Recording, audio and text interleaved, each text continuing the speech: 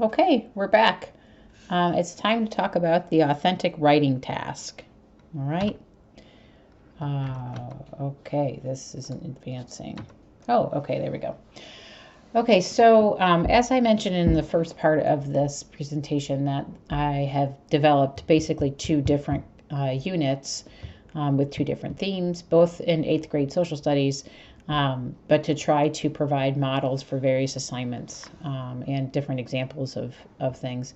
I've also created this one that was based actually on a true situation, and this is how I'm going to show you an example of the authentic writing task and a couple of other assignments as well.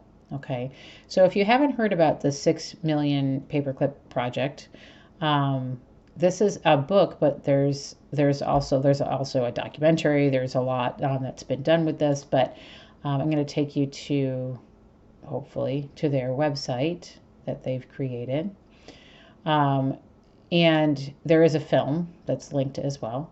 But in 1998, I'm not going to read this whole thing to you, but in 1998, an eighth grade middle school teacher um, decided to, I can't remember if she was teaching um, a class and she mentioned something about the Holocaust, and or I don't think it was part of the curriculum or anything, but I can't quite remember. Um, but one of the things that was mentioned is the number of Jews that were killed in the Holocaust. And when she, had said it was 6 million, the kids had no reaction, and she was like, "Did you hear what I said? It's 6 million." And one of the kids said, "I can't even really think about what 6 million people is. Like, what does that even mean? What does that even? That number is like beyond my understanding." And so that ended up starting the paperclip project, in which kids actually wrote to get an understanding of what 6 million was. They collected paperclips, so they wrote persuasive letters to people all over the world, including in Germany, to try to obtain 6 million paperclips. And so this is a very real, very authentic writing task that these kids did. And it ended up going beyond the 6 million paperclips to the children actually creating a Holocaust museum in their community. It's a very, in the book they described the community, it's very homogeneous, white, middle class, and the kids really didn't have very much understanding of diversity. And this was a project that was done that not only influenced them but also influenced their community, to try to understand, what does intolerance really look like? What does that look like historically, and to try and bring that more into the lives of these students. And so this is a very real example of an authentic writing task, authentic project that ended up pulling in lots of different texts to help the students understand the history of it and understand intolerance more. And so I have decided to use this example to guide my work with you as well. So, as I said, I created a model authentic writing task, and I'm going to share that with you now. And it is on Blackboard. That's not Blackboard, that's Outlook. So let me come back here and go back to assignments. And assignment 3 is the authentic writing task. Here is the rubric for that. By the way, I didn't talk about that with the text set, but the rubric is there as well. And here is my example. Okay. Notice that this write-up is 2 pages, and then plus there's a rubric that you create for your task. So I put the names of the teachers that were involved in the 6 million paperclip project as the candidate name. For this unit, it's social studies, 8th grade. The theme for this is the uses of power and persuasion. And the genre that I have these kids writing in is persuasive. So in the assignment, oops, doing it again. In the assignment template, which is also the directions, okay, when you click on this, you can see this is a Google Doc, and all the red stuff I'm asking you to delete after you use it, after you read the directions and everything. But all the red things here tell you exactly what you need to do within this template for this assignment. So the title of the project, the description of the project, you're just clearly stating what the end product is, you're explaining the purpose, you're clearly stating who the audience is, and you kind of got warmed up with this with your themed unit overview. It was your first start at this. This is the actual authentic writing task assignment, but the writing standards that will be achieved, no more than 2. 1 is fine, but if you feel like 2 is more fitting, that's fine. And remember, it's writing standards, not language standards. The discipline-specific standard for your unit, the rationale for your authentic writing task, and here I'm looking for how the task, meaning the process of creating that end product, is going to help ensure that your students meet the ELA instructional goals and standards of this grade.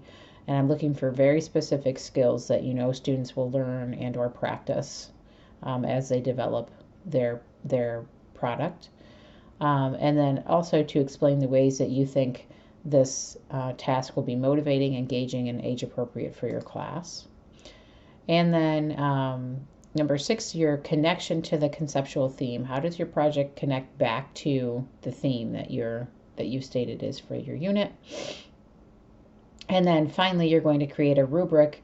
And we went over that in Module 2 a little bit. You read a little bit about quality rubrics, and you saw my instructions written in a PDF, a step-by-step, like do this, then do this, then do this. Okay. Oops, sorry. So that's what the assignment description and the template here, that's what that looks like and what you'll be doing. Here is my example. So students are going to write persuasive letters. The purpose of the letters is to convince people to donate paper clips. And the students have to give some background knowledge so that the reader clearly understands what they're going for, that they're creating this museum or memorial, and that they have a reason then to donate the paper clips. Students will be writing to a large variety. Remember, this is the audience part. Students will be writing to a large variety of people that they believe have the resources and the motivation to donate paper clips. And I explain that a little bit more. Here I'm just copying and pasting right from the Next Generation ELA standards. These are the 2 that I decided to focus on for this persuasive letter. Support claims of logical reasoning and relevant evidence, etc., and then maintaining a style and a tone that's appropriate to the writing task, because it's very specific, this letter, and the explanation of why they want these paper clips. It's not a friendly letter, it's more of a formal tone, so that's what I was going for here with choosing that standard. And then the discipline specific standard for my unit is students will investigate the Holocaust and explain the historical significance of the Nuremberg trial. So this is really just the investigation of the Holocaust part first, okay, in terms of what's happening in this unit and this particular project. And then the rationale for this authentic writing task, it's a little bit more wordy, so and it's necessary. But going back to what am I looking for here, explain how the task, the process of creating that product will help ensure that your students meet the goals and standards. And I'm looking for specific skills that students are going to learn or practice. So in here I talk about, first they have to build their background knowledge of the Holocaust, and they need to read narratives from various perspectives. They need to read informational pieces and determine what's important there, so key facts and things. They need to make connections among these different texts. So in this first part, I'm really talking more about what they have to learn about the Holocaust in order to be able to write their persuasive letters for their children's memorial. And then the second part, I'm really talking more about students considering how and why different media were used. Remember, my theme is the uses of power and persuasion. So students needing to consider how and why different media were used during this time period to present the ideas and persuade others, that the Nazis persuading others that they were right, and should be doing what they're doing, which of course impacted many people in horrific ways. And so students will be practicing analyzing a variety of primary sources, specifically primary source persuasive texts, speeches, posters, propaganda, to identify common characteristics of persuasion and determine the appropriate use for their own letters. Also then getting more into the writing piece, beyond just the genre, but the writing of formal versus informal letters, why this letter needs to have a particular tone for this task, and then also supporting their organization, their strong organization of their writing and appropriate word choice to accomplish their purpose. So notice this is all about very specific ELA skills that I'm saying will be learned or practiced as a result of going through and creating this project. And then the second part here is explaining the ways that you believe the task will be motivating or engaging, given the age of your students and whatnot. And so here I explain a little bit, taking in consideration that they are 8th graders, and that they're capable of identifying how others may be trying to manipulate or influence them as 8th graders.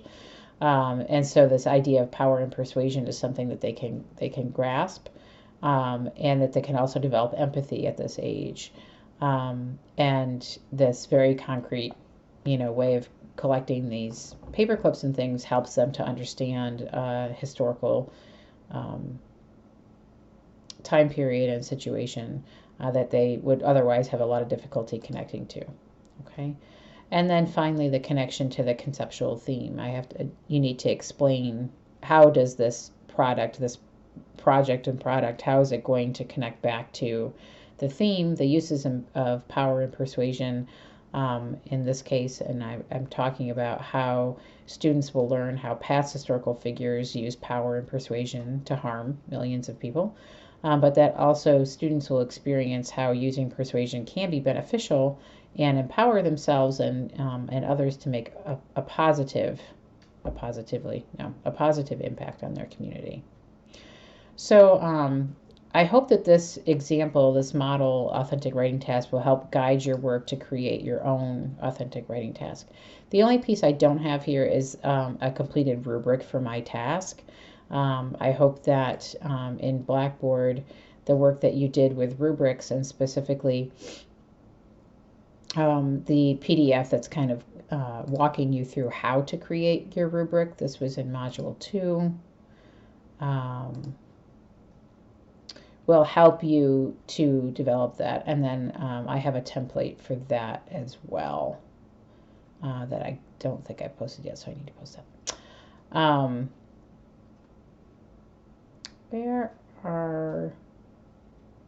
Make a rubric. Ta-da! So going step by step, thinking about what's the product, which are the 6 traits. And in the template that I provided a link, because some of us haven't had education in the 6 traits of writing, so I provided a couple of links that will help you with that. But anyway, use this document and the steps here to guide you through the development of your own rubric as well. Okay? All right, let's see where I'm at with this. Oh, I wanted to give you some examples from, just so, because I know sometimes it's like, wow, how am I going to do this? Who's my audience? Oh, man, I didn't mean to do that. Sorry about that. Oh, Jennifer. Okay, so some examples that past candidates have done. We have people make, a person create a project in which persuasive letters were written to local restaurant owners, grocery store owners, and farms to encourage donations for shelters.